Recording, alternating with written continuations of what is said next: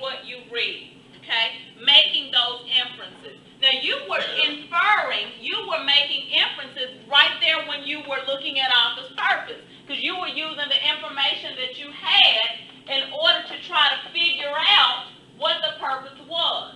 So let's go a step further. Let's go a little deeper into inferencing.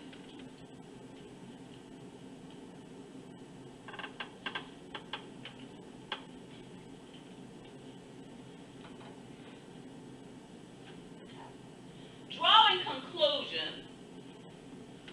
conclusions refers to information that's implied or inferred.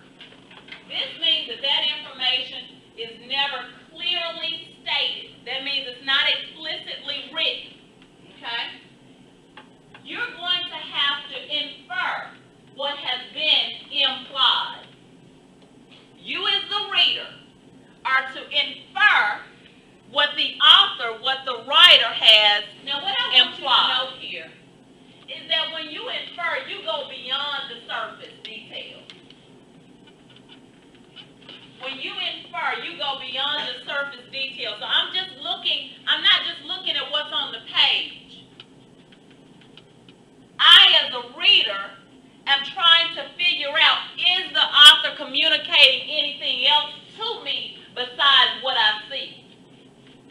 Is there something here to be figured out? And if so, I'm going to use these clues.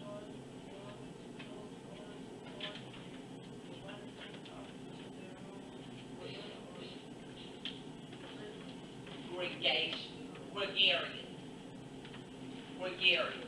Those who enjoy belonging to clubs, going to parties, and inviting friends, often to their homes for dinner, are gregarious. Now, all of those are examples of what type of events or functions. Fun, social, right? So those who enjoy going to clubs, going to parties, and inviting their friends over to their homes for dinner are often sociable, friendly people, right? Okay, often social, friendly people.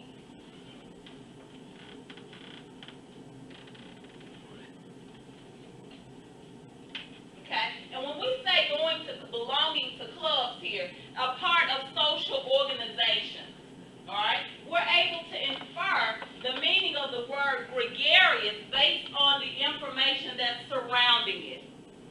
We may not have known what gregarious meant when we saw it in the sentence initially, but when we looked at the words around the words that we don't know, then we could make an inference about what that term means. What are some of the words around the words that I don't know?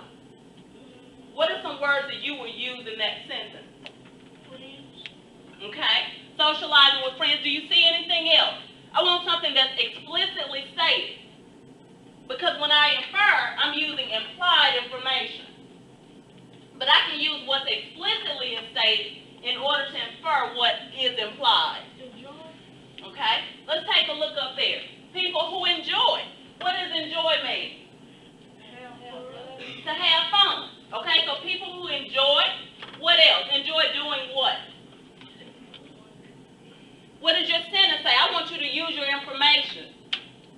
What does your sentence say, Desiree? Enjoy going to clubs. Okay. Enjoy belonging to clubs. So people who belong to clubs are usually what type of people? Usually what type of people? Party people. Okay, well, they may be party people, but they enjoy socializing or being around other people, right? If they belong to organizations, they belong to clubs. What else do you see? What other information? Yes, sir. Inviting friends. Okay, inviting friends over. You got to be pretty sociable in order to invite others over, right? What else do you see? Desmond.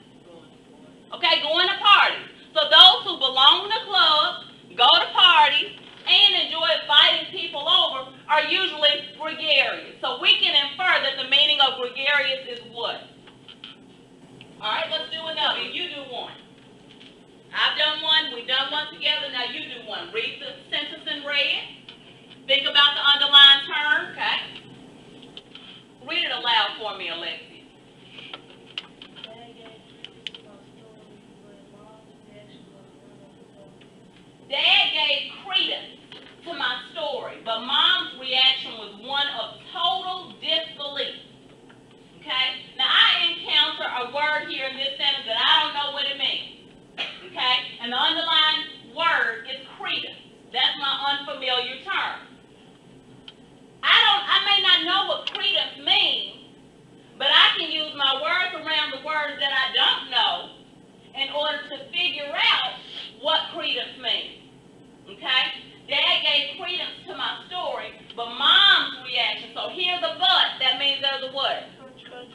contrast, there's a difference, there's the opposite of. Mom's reaction was one of total disbelief. So Mama didn't believe me at all. So the contrast of disbelief would be what? Belief.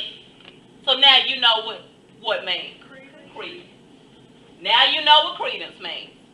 May not have known it when you first approached the sentence, but now you know what it means, because here you know how to break the sentence down. Remember, as a review, I'm the reader, and I'm going to infer what the author, the writer, has implied.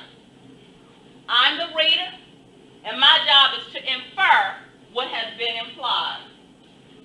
In order to make an inference, in order to make a solid inference, I've got to use my words around my words that I don't know in order to figure out what it means. I now know what credence means. It means what?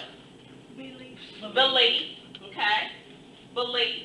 I now know what timorous means. It means what? Okay? To be afraid, because it's the opposite of fearless, right? Now you have two new vocabulary terms in your vocabulary that you can use because you now know what they mean. Okay, any questions? Are there any questions?